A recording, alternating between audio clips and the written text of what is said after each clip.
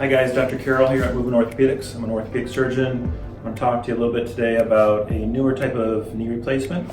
This is called the XR version of the Smith & Nephew Journey knee. This particular one is a version of a straightforward standard knee replacement where we replace your kneecap with plastic. We replace your femur bone, which is the lower part of your thigh, with a metallic and zirconia implant, and then your tibia also gets replaced just like a standard knee. The difference with this particular knee is that we retain the ligaments, so your ACL ligament and your PCL ligament remain. You don't sacrifice those like we do in a typical knee replacement, and that typically gives you a more natural feeling knee. Feels more like a normal knee when you can retain your own ligaments.